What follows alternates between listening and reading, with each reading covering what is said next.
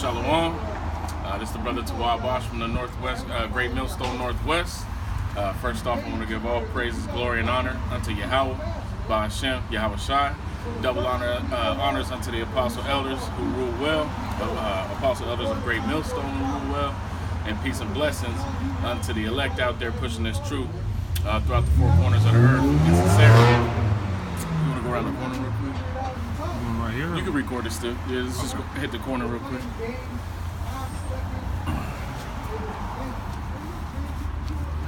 It's like brother showed me it's quieter over here. Yeah, you don't hear that street shit. All right, Salakia. So I'm just gonna jump right into it. This is James 1, and let's start at 12. Blessed is the man that endureth temptation, right? So in this truth, you know, if you in this truth, you're gonna be tempted.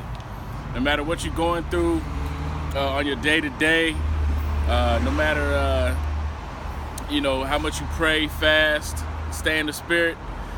You know, part of this thing is being tempted, right? And you know, being tempted of Satan, and Satan can come in many ways. He can come through your children.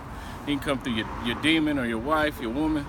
He can come through your job, your boss. You know, even even just Satan just jumping in your brain and getting you to, you know, trying to get you to go off. But the ultimate goal is to stay on the path and deflect Satan. And Yahawashi gave us a beautiful example, which I'll go into. Blessed is the man that endureth temptation, for when he is tried, he shall receive the crown of life, which Yahweh hath promised him, promised to them that love him. Right. So this ain't promised to everybody. It's promised to them that love Yahweh B'Shem Yahawashi.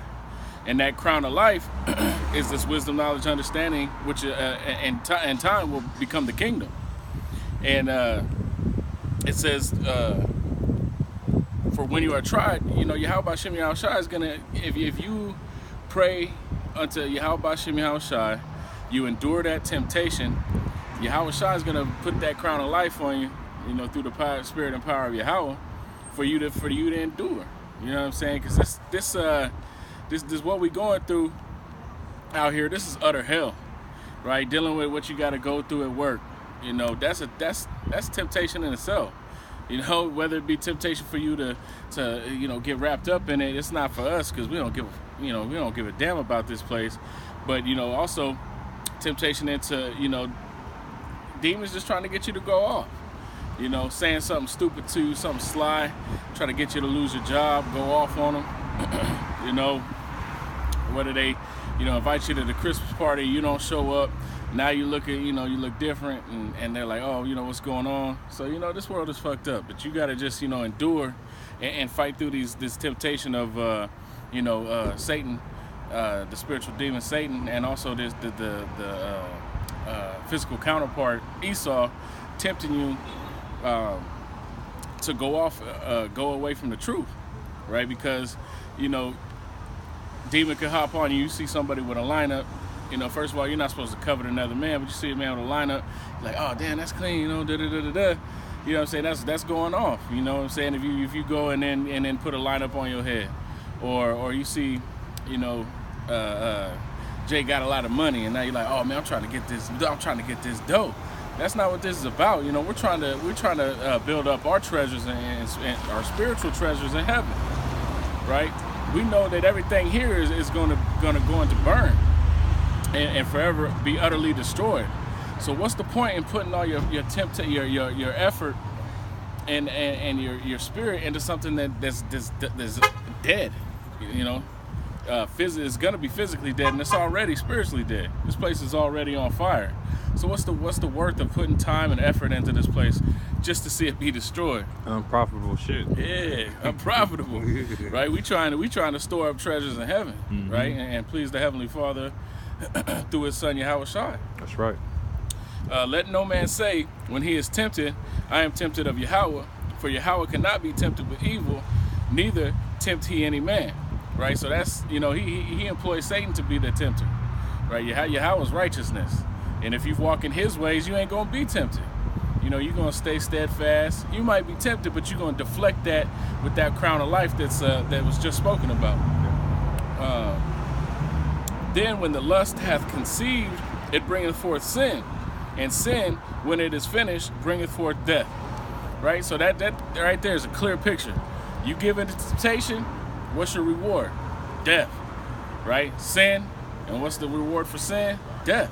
Yeah. Right? So, you know, obviously we are in sin. We are in this flesh, and we will sin. You get death twice because you're spiritually dead. Yeah. And then you're going to receive that ultimate. Yeah. Yeah, the scriptures say, fear not he who can kill the body, but he that can kill your soul. Body and soul in hell. Body and soul in hell. Right? So what does it matter that you get killed out here doing what you believe in? Yeah, that's a blessing. You know, thank you for taking me out of my misery. Yeah. But at the same time, you know, you want to fear Yahawashi, Yahawashi, the Most High, because he's the one that can take away your soul, right? You know, David said, "Take not thy spirit away from me."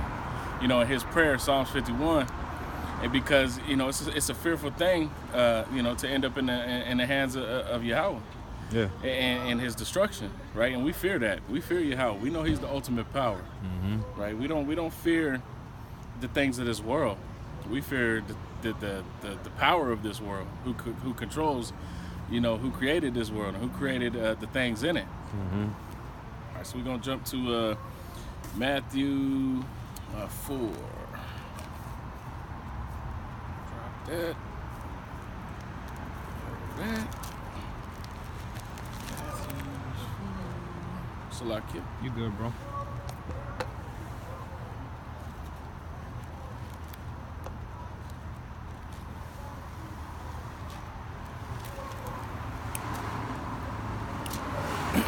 Matthew 4, and let's start up at. God, there's so much.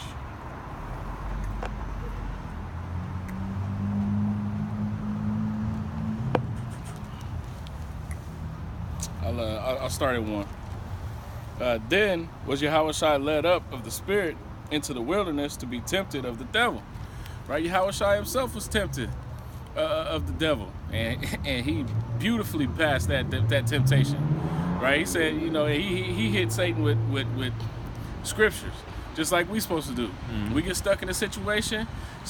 Wisdom and knowledge shall be the stability of that times. That means you should know some scriptures that'll help you get out of that situation. The foundation is the foundation. Yeah. You know, the scriptures that are put forth for our learning. Yeah. Right, the ones that were laid out for you to. I mean, this whole book is full of examples of how to, you know, get out of situations. You know what I'm saying? Most I say he don't put you in something that he ain't give you a way to get out of it. Yep. That way to get out of it is through these scriptures. That's right. Bringing that remembrance of, oh, you know, man, David was going through this in this situation, but he did this. Oh, I got that. What scripture is that? Okay, yeah. You go look it up. Bam, you read it. You get that spiritual energy. Bam, now you ready to fight. You know what I'm saying? Like, experience is the best teacher. When you can correlate what you're going through with the scriptures, then that means you experienced it. Now you have it in your arsenal because you've actually lived it. Yeah, that's wisdom. Yeah. Actually living it and having that full understanding of it that to knowledge. be able to walk it. Yeah. Now when I said this, Yahawashi was tempted when he was at his lowest point. He was fasting for 30 or 40 days. Yeah, 40 so days. He was weak. Yeah. So that's when Satan really comes at you when you're at your weakest and most vulnerable state. Yeah. That's when he tries to come weasel his way in. His flesh was weak. Yeah. But because he had been fasting and praying, his spirit was strong. You know what I'm saying? That was the beautiful part about it. Yeah. Is, you know, Esau, like when he was weak, he gave up his birthright. But Yahawashi, you know what I'm saying? He put on that spiritual armor of the Most High and fought. You know what I'm saying? He was ready to go to war, even without, you know, even with being at a physically low state, man, his spirit was on fire, you know, for the Most High. That's right. That's our example, man. Yahawashi is a beautiful example. He's the way. Walk ye in it, you know what I'm saying? Because he came down here and showed us how to do it. That's why it's bullshit, you know, excuse my French, that these Christians believe that it was an angel or you know, that they came down here and walked as Yahawashi, or God himself came in and, you know, came in the flesh, which is ridiculous, man. How is the Most High Power going to subject himself to these chains that he created? That's exactly. stupid. And it tells you in the scriptures that if you looked at Yahweh, you'll die. Yeah. You can't behold his face because his wisdom shines too bright, man. It should have burned you up. Didn't when Moses speak to him, he had his head to the ground. Yeah, and he was still shining when he came out. Yeah. His whole countenance was on spiritual glow. It was hard to look at Moses when he came down from Mount Sinai. Because of that power. And that wisdom. Yeah. Wisdom causes for man's face to shine. Yeah, kind.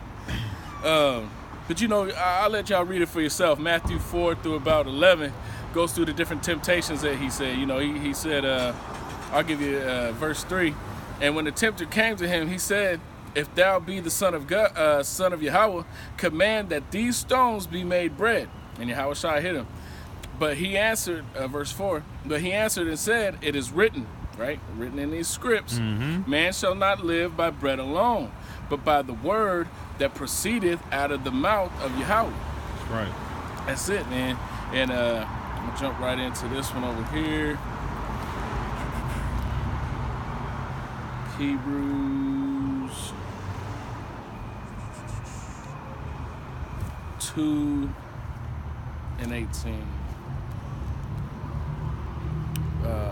And this is just another example that Yahawashi was tempted, and we're supposed to follow that example. Hebrews 2:18. For in that he himself hath suffered being tempted, he is able to succor them that are tempted, right? So in that time, Yahawashi is going to be there to help. That I love that parable of the man that was walking in the sand, and there was two sets of footprints. And when things got hard in his life, he looked and there was only one set of footprints when it was hard. And he asked the Most High, through the spirit of Yahawashi, he said, why did you leave me when things got hard? You know what I'm saying? He said, my son, I love you, man. I wouldn't do that to you. He said, I carried you through those times.